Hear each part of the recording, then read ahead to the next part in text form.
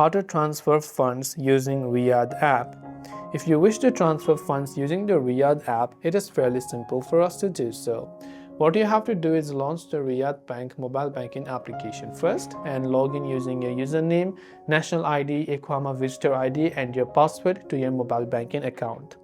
Once logged in, navigate to the Beneficiaries Management section, select the type of beneficiary like a Riyad Bank Beneficiary for the same bank, local bank beneficiary for other Saudi banks or International Bank Beneficiary for global transfers.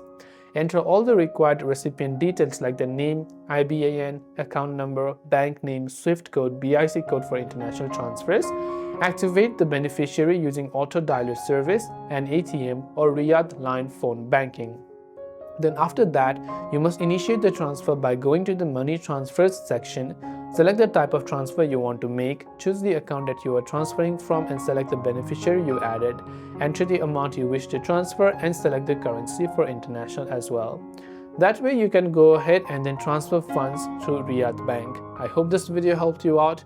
If you have got any further questions, feel free to leave them down below. As always, thanks for watching and see you soon in the next video.